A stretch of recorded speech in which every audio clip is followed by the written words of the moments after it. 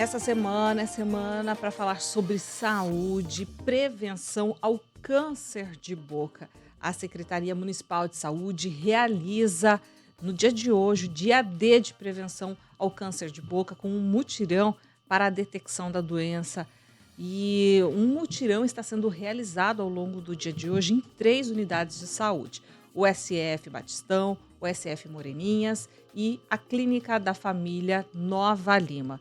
Ainda de acordo com o Instituto Nacional do Câncer, a estimativa para o triênio 2023 a 2025, por 100 mil habitantes, a expectativa é do surgimento de 180 novos casos de câncer de boca, só de boca, tá? Em Mato Grosso do Sul. A maioria dos afetados são os homens, 130 novos casos.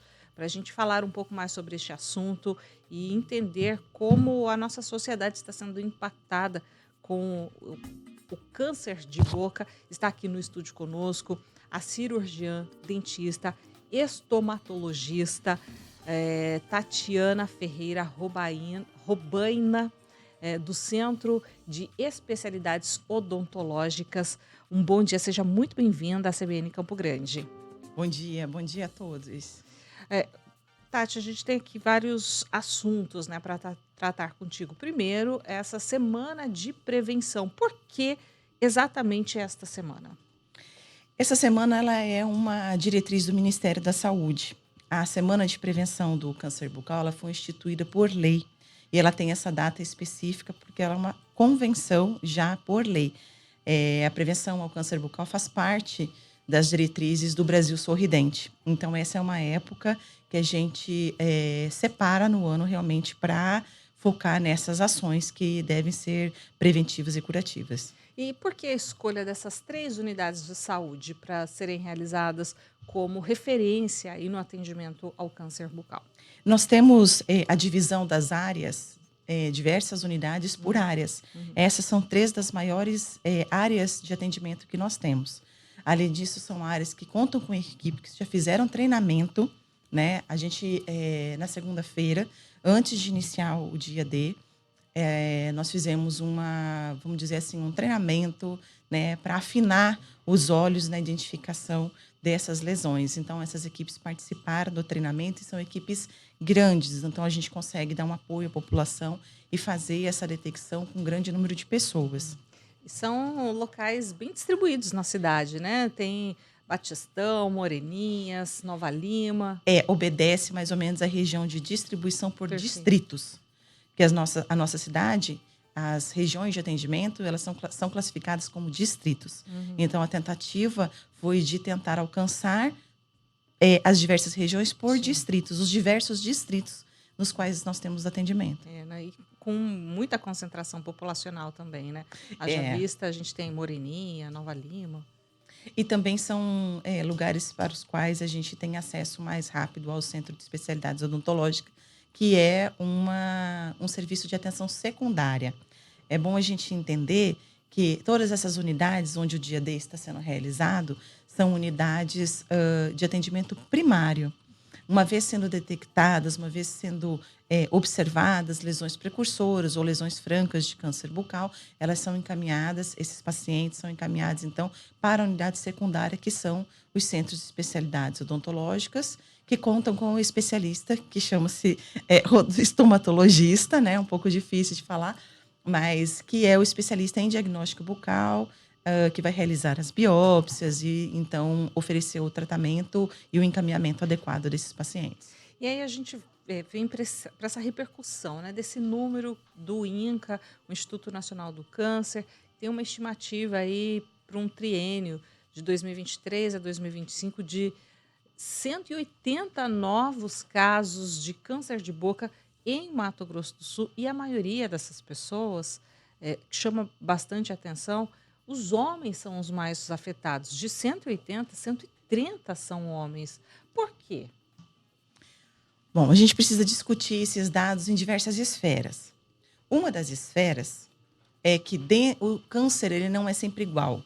O câncer ele afeta diferentes regiões. Então, a gente tem estimativa de câncer que aparece em lábio, em assoalho da boca, na língua, orofaringe, mucosas, de uma forma geral. E um grande fator que contribui para o desenvolvimento de câncer de lábio, que está dentro dessa estimativa dos 180 casos, é o impacto do sol. E a gente tem uma população essencialmente masculina que é trabalhadora rural. Então, essa estimativa conta primeiro com um fator de risco. Esse, para câncer de lábio especificamente, de uma forma geral, atinge os trabalhadores rurais, os trabalhadores de rua, que são essencialmente, em sua maioria, trabalhadores do sexo masculino. A outra diretriz, assim, vamos dizer, outro fator de risco que a gente precisa analisar é em relação ao etilismo. Nós temos uma população, quando etilista, majoritariamente masculina. E o abuso do álcool é um fator de risco que se soma ao tabagismo, aumentando bastante as chances de desenvolver um câncer de boca. Então, ainda hoje, eu acho que essa perspectiva ela vai mudar ao longo dos anos, porque o estilo de vida da mulher vem se modificando bastante, mas ainda hoje, quando nós temos pacientes etilistas, eles são sobretudo do sexo masculino. O tabagismo ainda é mais prevalente no sexo masculino, principalmente em relação ao fumo mascado, em relação ao cigarro de palha. Mas, mais uma vez, eu também acho que essa perspectiva vai mudar, porque a geração que está chegando, ela vem com muita boa distribuição igualitária, vamos dizer assim, entre o sexo masculino e feminino em relação ao uso dos cigarros eletrônicos. Então, a gente tem esses 3 fatores que ainda pertencem majoritariamente, né, ao sexo masculino, mas não significa que as mulheres não tenham câncer de boca. Um outro fator que pesa e que acaba afetando de forma positiva as mulheres é que elas acabam procurando o sistema de saúde mais rápido por qualquer presença de alguma coisa diferente em boca. Então, a gente consegue detectar lesões precursoras, que são aquelas lesões que não são câncer, mas que podem, né, virar um câncer, digamos assim, mais precocemente. E isso também facilita nas estatísticas de cura. Deixa eu só atualizar esse número ainda, ele é maior, tá? A gente falou 180, mas 190 casos por ano em Campo Grande, atualizando aqui esse número. Então, para a gente repercutir aí o quanto que é preocupante mesmo, tá bom? Você que nos acompanha aqui na Rádio CBN, falando hoje, fazendo esse alerta sobre essa situação do câncer de boca em Campo Grande, né, em Mato Grosso do Sul também. Nós estamos conversando com a Tatiana Robaina, ela que é a cirurgiã dentista, estomatologista do Centro de Especialidades Odontológicas aqui da capital. Você comentou aí, né, sobre algumas questões, né, e a utilização e implementação de um comportamento diferenciado, né, que a gente pode falar aí de um novo comportamento da população, que é a utilização do cigarro eletrônico.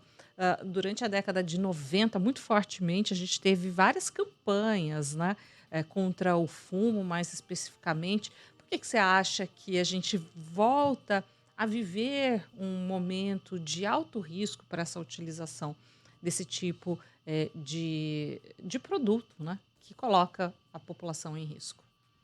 Então, num primeiro momento, vale lembrar que o cigarro no Brasil ele foi legalizado e a gente conta com uma vigilância, né? O cigarro eletrônico ele não é legalizado e a gente não tem nenhum tipo de vigilância ou controle nesse aspecto. Então, ele acabou se popularizando numa população que tem um acesso, digamos assim, de forma descontrolada, que é a população mais jovem. E existe um pensamento generalizado de que o cigarro eletrônico ele não é tabagismo, ele não é um cigarro, né? Hoje ele é chamado de cigarro eletrônico porque, teoricamente, ele imitaria o uso de um cigarro. E, na verdade, isso é uma grande mentira, né? Existe uma propaganda bastante distorcida a respeito do cigarro eletrônico, do narguilé também, que porque eles não têm um cheiro forte como o cigarro, eles não têm as mesmas substâncias, mas tem e tem ainda piores, porque são ricos em metais pesados. Existe também a propaganda de que eles podem ser cheirosos, eles são mais socialmente aceitáveis justamente por causa disso. Os jovens, por conta daquela propaganda intensa que houve aí nos anos 90, 2000, né, de combate ao cigarro, a geração dos pais, ela acabou tentando propagar vamos dizer assim, essa nocividade do tabaco, e hoje a gente vê uma retomada com um outro tipo de propaganda, na verdade. Além disso, o cigarro eletrônico, ele se tornou algo que faz parte da turma, né? Então, assim, se você quer ser aceito em determinada turma, aquilo ali é o seu batismo, vamos dizer assim, né? E a gente sabe que a gente está numa sociedade hoje extremamente ansiosa. Ansiedade, depressão tem atingido também uma população mais jovem, e essa ânsia aí por participar de um grupo faz parte dessa geração. De aceitação. A necessidade de aceitação. Puxa vida, que é preocupante, né? A gente trazer esse tipo de informação, e ainda mais nesse sentido de que são outros fatores, né, que acabam permeando e contribuindo para essa situação. A gente está recebendo uma pergunta aqui, Tatiana, eu vou repassar, inclusive, até para dar oportunidade de esclarecimento, né? O Rodrigo, ele está perguntando o seguinte: o vape é menos prejudicial que o cigarro, como os jovens comentam? Há risco de câncer também para aqueles que fazem uso desse produto? Tem alguma diferença do vape para o cigarro eletrônico ou é a mesma coisa? Não é a mesma coisa e, pasme, eu vou trazer um dado de algumas pesquisas. Vale salientar que é um hábito assim jovem também, né? É um hábito recente, então a gente não tem uma massificação de pesquisas, mas muitos resultados nos trazem que ele é muito mais nocivo que o cigarro convencional, porque ele não tem filtro, ele traz muitos outros tipos de substâncias que não são controladas, porque como a gente não tem uma fiscalização, a gente não tem a Anvisa, a gente não tem uma aprovação, eles praticamente são todos clandestinos, não há um controle do que há ali dentro, do número de substâncias. A quantidade de metal pesado é incrivelmente maior. Então, a gente diz que ele equivale a vamos dizer que fumar um pod inteiro equivale a muito mais do que uma carteira chegando assim a 100, Uau, né? uma Então, proporção. em termos de proporção, De 1 para 100, mais ou menos isso. E é um dado bastante alarmante, porque atinge uma população muito jovem que começa a desenvolver problemas dentários, de mucosa, odontológicos muito cedo. Como identificar um câncer de boca? O câncer de boca ele se manifesta de diversas formas. Então, a melhor forma de identificar é conhecendo a sua boca. Então, se você conhece a sua boca, você sabe o que você tem ali, né? Quantos dentes, o formato da sua língua, a lisura ou espessura da mucosa. E isso é o primeiro passo. A partir do conhecimento do que é o normal, a gente começa a observar o que é anormal. Então, se desenvolveu um nódulo, desenvolveu uma rugosidade, uma placa branca, uma placa vermelha, uma afta que não desaparece, que a gente chama de úlcera, alguma coisa mais saliente, uma verruguinha. Tudo isso são alterações de normalidade que deveriam levar a população a procurar um atendimento mais especializado. Uma pessoa que até muitas vezes, né, infelizmente a gente acaba escutando, né? Ah, tem alguma coisinha ali, mas vou deixar passar. Vai passar. Isso. Às vezes não passa. E é bom a gente também saber que nem todo câncer dói. Então, em geral, a gente procura alterar. Alguns sim, outros não. Então, a gente tende a procurar o atendimento da saúde quando tem dor. Sim, verdade. Né? Então, assim, tá doendo. Eu vou lá procurar e saber o que é. Mas nem todo câncer dói. A gente tem inúmeras alterações que iniciam-se como uma placa muito discreta que não dói. E já tem alterações ali malignas que vão passar a apresentar algum sinal, algum sintoma. Na verdade, sinal não, mas algum sintoma muito mais adiantado. Numa fase muito avançada. Então, nem todo câncer dói. O que a gente precisa? Procurar qualquer alteração de normalidade. Nódulos, tumefações, bolotinhas, que não eram para estar ali. A gente precisa observar. Alteração no hálito também? Alteração no hálito também, mas quando há a alteração do hálito, a gente se coloca em algumas reservas, porque, na verdade, a maior causa de mau hálito, ela não é um câncer. A maior causa de mau hálito é a falta de escovação adequada. Então, o mau hálito, ele até pode ser um sinal, mas quando um câncer já está num estado de ferida já mais avançado. Bom, eliminando ainda os fatores de risco, né, como você trouxe aqui, muitas vezes exposição ao sol sem proteção, ou ainda utilização aí de estilos de vida, né, diversos, que podem trazer esse risco aumentado para o desenvolvimento de câncer, né? Como prevenir? Como prevenir? Então, para toda a área da saúde, a prevenção é o melhor remédio, né? Sim. A gente bate na tecla do uma alimentação saudável, a gente bate na tecla de não fumar, não beber, né?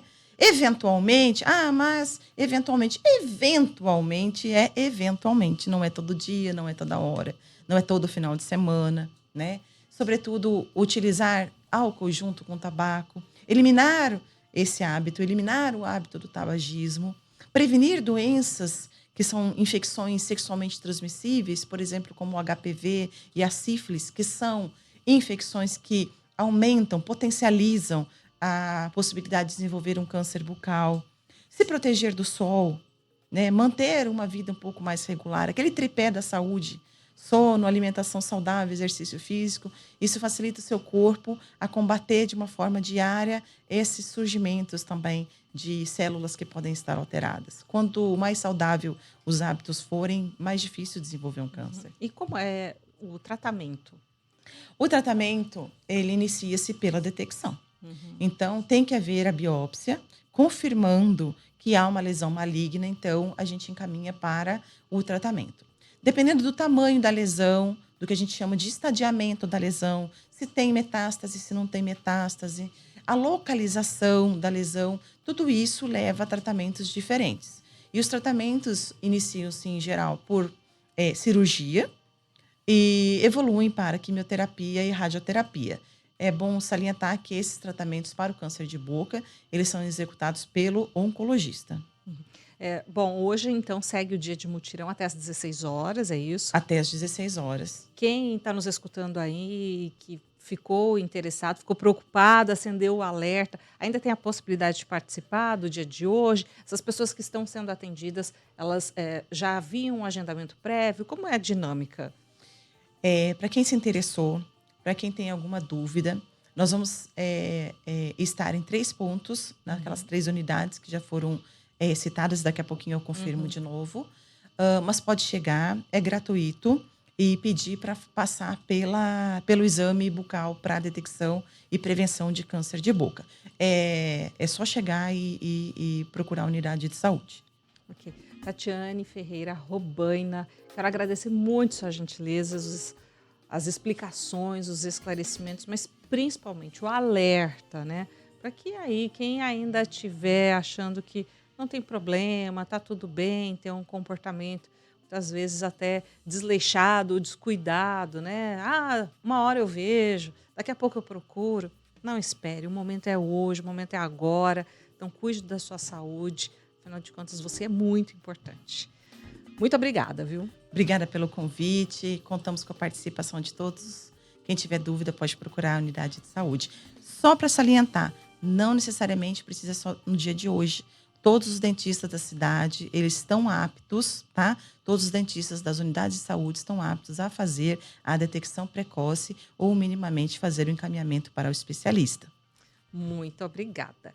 Hora do intervalo e a gente volta já.